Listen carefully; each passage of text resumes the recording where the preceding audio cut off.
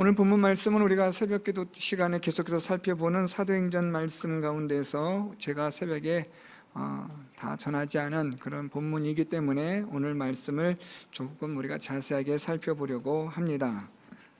오늘 말씀에서 제가 다루고자 하는 주제는 24절에 있습니다. 하나님의 말씀은 흥왕하여 더하더라. 그래서 저는 오늘 본문 제목을 흥왕하여 더하는 하나님 말씀이라는 제목으로, 그런 주제로 여러분들과 함께 하나님의 말씀을 통해서 은혜를 받고자 합니다. 하나님의 말씀이 흥왕하여 더하더라. 이 말씀이 참 제게는 개인적으로 힘이 되는 말씀이고, 또 우리에게 도전이 되는, 또 위로가 되는 하나님의 말씀이라고 생각합니다. 하나님의 말씀이 흥왕하여 더하더라. 여기서 이 흥왕하다라는 이 헬라어는 어떤 생명체가 자라는데 아주 쑥쑥 자라는, 식물로 따지면 아주 잘 자라는 나무 같은, 또 짐승 가축 같은 경우라면 먹는 대로 막 그냥 아주 살이 잘 찌는, 그래서 무럭무럭 자라는 그런 의미를 가지고 있는 단어입니다. 그래서 이 흥왕하다라는 이 헬라어는 생명체가 거침없이 잘 자란다라는 뜻을 갖고 있습니다. 즉 복음의 성장이, 하나님의 교회가 계속해서 거침없이 자란다라는 그런 뜻을 가지고 있는데요, 여기에다가 더하더라라는 말씀이 더 붙어 있습니다. 흥왕하는데 더한다, 이 더하더라라는 이 헬라어는 앞에 있는 흥왕하다를 꾸며주는 말씀입니다. 그래서 거침없이 자라는데 더하여 자란다, 이 더하다라는 이 헬라어는 증가하다, 점점 많아지다 라는 뜻을 가진 단어입니다. 그러니까 쑥쑥 잘 자라는데 이것이 계속해서 더하여져서 더 많아지도록 이라는 뜻을 갖고 있습니다. 그래서 하나님의 말씀이 흥왕하여 더한다라는 것은 하나님의 말씀의 능력이 계속해서 강력하게 힘을 떨친다, 능력을 나타낸다라는 그런 뜻인데요, 조금 더 이 말씀 우리가 좀 구체적으로 이야기하면 하나님의 능력이 계속해서 강력하게 역사하신다라는 겁니다. 제가 오늘 여러분들과 나누고 싶은 주제가 이겁니다. 하나님의 능력이 계속해서 함께 하시고 역사하시고 붙들어 주시고 지키시고 보호하여 주신다. 오늘 이 말씀을 가지고 우리가 두 가지를 살펴볼 수 있습니다. 첫째는 우리가 오늘 본문은 다 읽진 않았지만 이 12장 1절부터 17절 말씀에 보면 예루살렘 교회가 핍박을 받습니다. 그 핍박을 하는 장본인은 오늘 본문에 등장하는 헤롯입니다.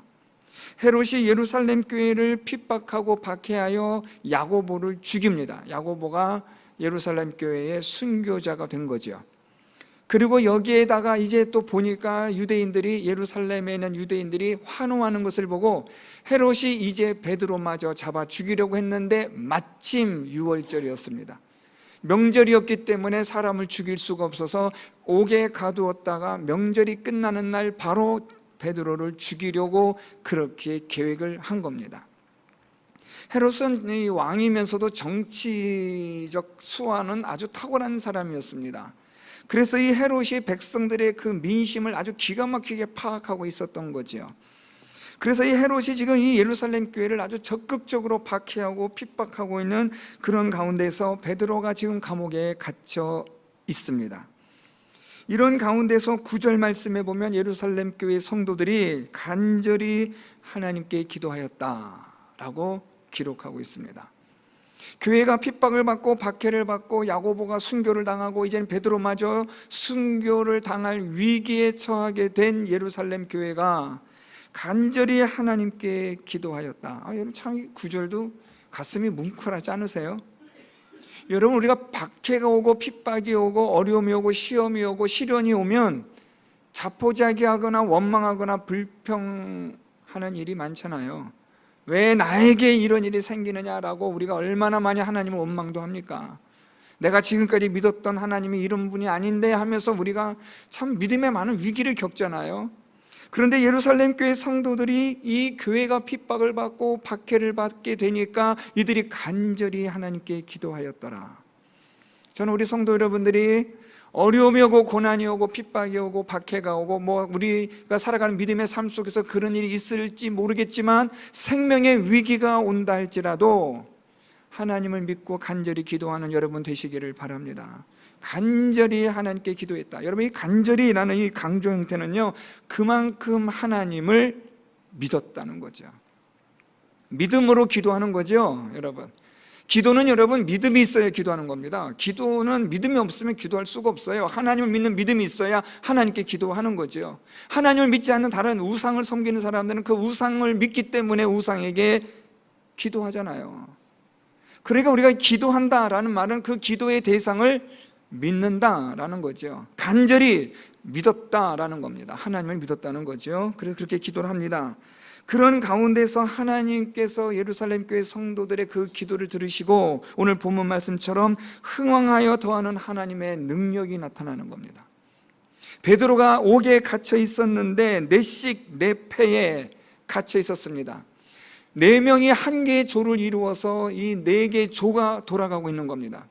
학자들은 아마 16명의 이 사람들이 하루 24시간을 그렇게 돌아가며 지켰다라고 말하기도 하고, 또는 이 사람들이 베드로를 집중적으로 그렇게 감시했다라고도 설명하기도 합니다. 어떤 게 맞든지 간에 지금 베드로는 적어도 4명 이상 되는 사람들 틈에 지금 갇혀 있는 거죠. 거기에다가 오늘 우리가 이 6절 말씀에 보면 두 군인 틈에 쇠사슬에 함께 묶여 있기 때문에 베드로의 탈출이라는 것은 이것은 불가능합니다. 자, 이런 상황에서 하나님께서 이 첫째 파수와 둘째 파수, 그러니까 지금 이 베드로를 지키고 있는 이 파수꾼들을 다 하나님이 지나쳐서 나오도록 하셨다. 거기에다가 쇠문까지, 닫혀있던 쇠문까지도 쇠 빗장문이 열려지도록, 요즘 말로 말하면 자동문 열리듯이 그냥 스르르 하고 열리게 하셨다라는 겁니다. 하나님께서 이렇게 하심으로 이 11절 말씀이 아주 흥미로운 말씀하세요.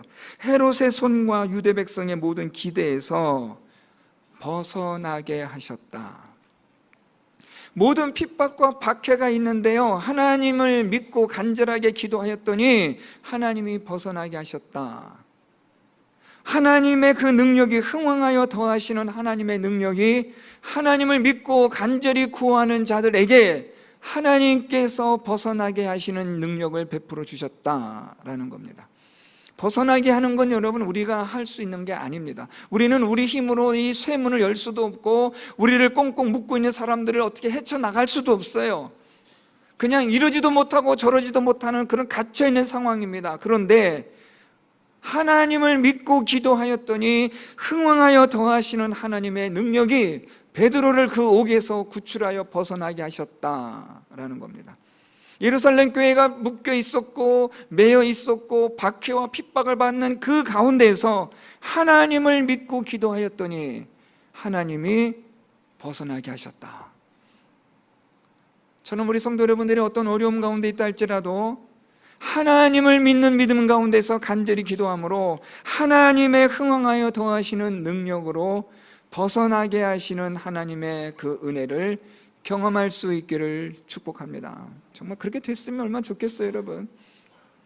벗어나게 하시는 하나님, 그것이 올무든지 덧치든지 늪이든지 무슨 사망의 구덩이든지 사망의 골짜기든지 어떤 시련 가운데 있든지 곤란한 상황 가운데 처하였든지 그게 무엇이든지 간에 말입니다. 하나님을 믿고 간절히 기도하는 자에게 하나님의 흥왕하여 더하시는 능력이 나타나 벗어나게 하시는 하나님의 능력이 있다라는 겁니다. 이제 오늘 본문 말씀으로 들어갈까요? 이런 하나님의 흥왕하여 더하신 능력이 이번에는 헤롯에게는 어떻게 나타나는가 우리가 한번 살펴보겠습니다. 오늘 말씀에 보면 여러분 이 배경의 말씀은 20절인데 읽진 않았습니다. 두로와 시돈이 지금 헤롯에게 아주 미움을 받았어요. 그런데 이 두로와 시돈 사람들은 이 예루살렘으로부터 식량을 수입을 해야 되는 입장이기 때문에 헤롯의 심기를 불편하게 해서는 안 됩니다. 그래서 이 헤롯의 그 신하 블라스도를 설득해서 뇌물을 주고 겨우겨우 관계를 개선해 놓은 상태입니다.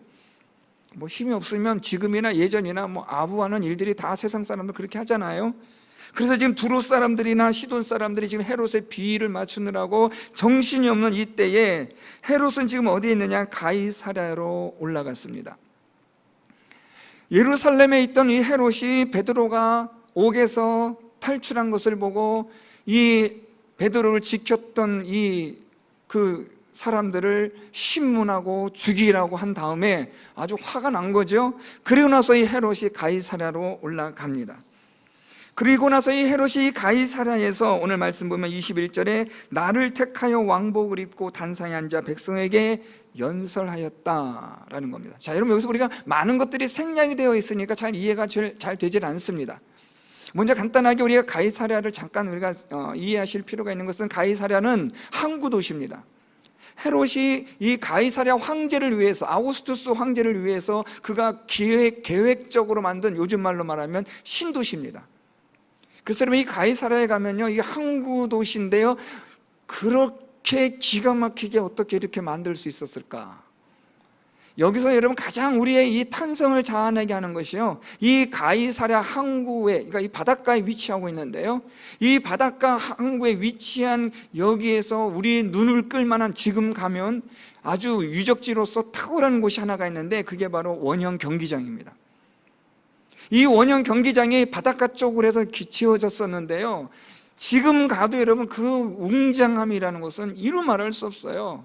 보통 제가 정확하게 높이는 잘 안 재봤지만 웬만한 빌딩 밑에서, 운동장에서 위에 맨 꼭대기까지 쳐다본다면, 야외 이 원형 경기장인데요, 밑에서 맨 위에 있는 스탠드석까지 바라본다면 한 건물 10층 높이 될까요? 아주 웅장하게 지어진 경기장입니다. 바닷가에 위치해 있습니다. 뷰도 좋습니다. 아주 기가 막히게 지어놓은 곳이에요. 오늘 이 헤롯이 여기서 지금 연설을 합니다. 왜 뜬금없는 연설일까? 여기에 대해서 여러분, 이 역사학자, 유대 역사학자 요세푸스가 여기에 대해서 이렇게 설명합니다. 이 날이 사실은 이 당시 황제의 생일이었다고 그렇게 설명하고 있습니다. 그래서 이 생일을 맞이하여 지금 이 헤롯이 모인 많은 사람들 앞에서 지금 연설을 하고 있는 겁니다. 이 당시에 총독이나 또는 그 당시에 자기가 다스리는 그 지역에 있어서 이 로마 황제를 위하여 열심을 갖는 충성심을 보여주는 것이, 로마 황제의 이 생일에, 기념일에 많은 사람들을 모아놓고 황제를 칭찬하며 황제를 찬양하는 일은 일반적이었습니다. 그래서 오늘 헤롯도 역시 마찬가지로 황제, 이 당시엔 글라우디오라고 예측하고 있는데요, 그 황제의 생일날에 지금 모든 사람들이 모여있는 가운데서 지금 이 헤롯이 일장 연설을 하고 있는 겁니다. 이젠 이런 배경을 이해하시면서 오늘 본문을 볼까요? 그렇게 연설하는데 22절에 이렇게 말합니다. 백성들이 크게 부르되 이것은 신의 소리요 사람의 소리가 아니라. 이 말씀이 이게 좀 약간 난해하죠? 이 말은 한마디로 말하면 여러분 이렇게 생각하시면 돼요. 아부하는 겁니다. 와, 정말 대단한 연설입니다. 어떻게 이렇게 기가 막힌 연설을 할 수 있습니까? 이건 정말 사람으로서는 할 수 있는 말들이 아니었습니다.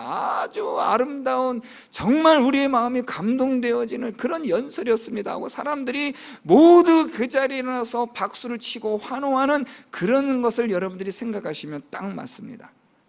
자, 그럼 여러분, 제가 여러분들에게 하나 질문 하나 드릴 테니까 속으로 한번 생각해 보세요. 여러분, 여기에 모여있는 이 사람들 가운데서 누가 가장 열정적으로 환호하며 박수치며 아부하는 소리를 했을까요?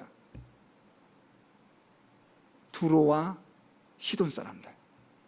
지금 이들은 헤롯의 비위를 맞추느라고 정신없고 뇌물을 가지고 와서 헤롯의 비위를 사고 있는 이때에 헤롯이 연설이 끝나고 나니까 두로와 시돈에서 온 사람들이 일제히 일어나서 지금 헤롯을 그냥 찬양하며 헤롯 만세, 헤롯 왕 만세, 별 짓을 다 하는 겁니다. 그러니까 오늘 사람들의 말은 이것은 사람으로서 이런 연설할 수 있는 게 아닙니다. 이 연설은 정말 탁월했습니다. 우리의 감동이 그냥 물결이 일어나서 우리 마음이 지금 아주 먹먹합니다. 별의별 말씀을 다 한 거예요. 용비어천가를 부른 거죠. 이런 가운데서 여러분, 이 헤롯이 어떻게 하는가 볼까요? 23절에 헤롯이 영광을 하나님께로 돌리지 아니하므로 주의 사자가 고치니 벌레에게 먹혀 죽으니라.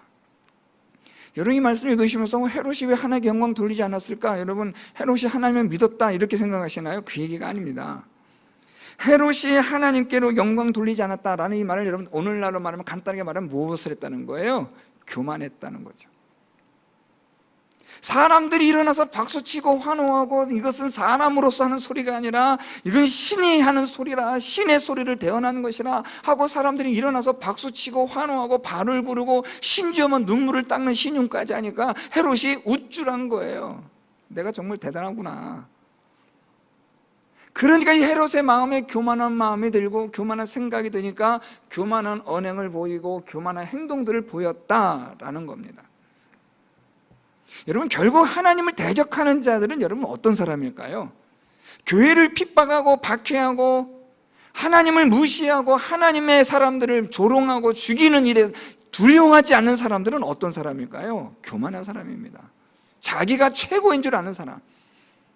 그런 사람들이 결국에는 교만한 자가 되고 그 교만한 자에 대하여 하나님이 어떻게 하시는가? 오늘 말씀 보니까 주의 사자가 고치니 벌레에게 먹혀 죽으니라.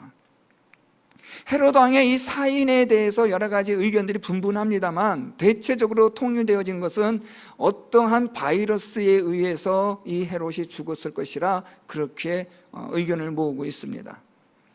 아무리 그렇게 자기가 대단한 것처럼 보여도 아무리 자기가 수많은 사람들에게 박수를 받고 환호를 받고 갈채를 받는 그런 사람이라 할지라도 결국엔 헤롯이 무엇에 의해서 죽느냐? 보이지도 않는 미생물에 의해서 죽었다 라는 겁니다. 여러분 오늘날 이 한국이나 이 세계의 첨단 기술이 얼마나 대단합니까? 이제 이 로봇이 우리랑 같이 서로가 말을 하고 대화를 할 수 있는 수준까지 되었습니다. 그래서 이제 로봇에게 그냥 이건 어떻게 하면 좋을까 하면 로봇이 거기에 대한 여러 가지 많은 예들을 설명해 주는 시대가 되었습니다. 이젠 여러분 우리가 그렇게 아주 이 세상 사는 데 있어서 불편한 것들이 거의 없는 너무나 편리한 세상을 살아가고 있습니다. 과학이 엄청난 진보와 속도를 내며 발전되어졌기 때문에 우리는 여러분 지금 이 세상을 살면서 아주 너무나 편리한 세상을 살아가고 있어요. 과학의 모든 것들을 다 정복한 것처럼 우리는 그렇게 생각을 하고 있습니다. 그런데 잘 아시겠지만 코로나 바이러스로 인해서 온 세계가 올스톱됩니다. 이유도 원인도 밝혀지지 않았던 그 바이러스에 의해서 온 세계가 올스톱이 되고 많은 사람들이 죽고 많은 사람들이 그런 고통을 당했던 것은 바이러스 때문입니다. 눈에 보이지도 않는 바이러스로 인해서 첨단 과학을 달렸던 이 세상의 모든 과학과 기술과 문명이 일순간에 그냥 허무너지고 마는 겁니다. 사람이 제 아무리 똑똑하고 제 아무리 많은 것을 배웠고 가졌고 또 많은 지식이 있다 한들 보이지도 않는 미생물에 의해서 죽는 존재라는 것을 여러분 기억하셔야 합니다. 헤롯이 많은 사람들로부터 박수와 갈채를 받고 이 당시에 유대의 왕으로서 그의 권력이 정말로 아주 엄청난 그런 권력이라 할지라도 하나님 앞에서 그의 존재는 아무것도 아닌 겁니다. 학자들은 이 헤롯이 죽었을 때에 그 몸에서 나는 그 악취가 온 그 주변을 진동하였다라고까지 설명하고 있습니다. 아무리 자기가 대단한 사람이라 하는 것 같이 여겨져도 그냥 아무것도 모르는 원인 모르는 바이러스에 의해서 미생물에 의해서 죽는 존재가 우리라는 거죠. 하나님께서는 오늘 이 헤롯을 그렇게 심판하십니다. 하나님의 말씀이 흥왕하고 더하여지는 이 하나님의 능력이 하나님을 대적하고 하나님 앞에서 교만하게 행하였던 헤롯을 하나님이 쳐서 죽이시는 겁니다. 그러니까 여러분 오늘 말씀은 이겁니다. 하나님 앞에서 우리가 어떤 자로 살아가느냐에 따라 흥왕하여 더하시는 하나님의 능력이 양 끝단에 서 있다는 거예요. 우리가 하나님을 믿고 간절히 기도하면 하나님의 그 흥왕하여 더하시는 능력이 저와 여러분 우리를 붙들어 주시고 구원하여 주시고 모든 어려움과 고난과 환난과 시련에서 사망의 골짜기에서 우리를 벗어나게 하여 주실 줄 믿습니다. 그렇지만 우리가 교만하면 원인도 모르게 이유도 없이 그냥 비명 행사하는 겁니다. 그냥 죽는 거예요. 방법은 다양합니다. 하나님의 경우의 수는 너무나 많기 때문에 우리는 다 알 수가 없어요. 하나님께서 우리를 심판하시는 방법의 그 경우의 수는 수천만 가지입니다. 우리가 하나님 앞에 교만한 순간, 우리가 하나님 앞에서 죄를 범하는 순간, 하나님의 심판의 대상이 되는 순간, 하나님의 흥황하여 더하시는 하나님의 능력이 한순간에 우리를 먼지와 같은 존재로 만들어 버리신다는 거예요. 자, 그래서 여러분 오늘 말씀은 이겁니다. 하나님의 말씀이 흥황하여 더하여 하나님의 능력이 이렇게 나타나는데, 오늘 저와 여러분 우리는 어느 자리에 서 있느냐 라는 겁니다. 여러분은 어느 자리에 있습니까? 하나님을 믿고 간절히 기도하는 자리에 있습니까? 아니면 교만한 자리에 서 있습니까? 세상을 사랑하고 세상의 것을 추구하며 세상의 욕심으로 더 가지려는 자리에 있습니까? 예수 그리스도를 위하여, 복음을 위하여, 하나님을 위하여 살기를 각오한 그 자리에 서 있습니까?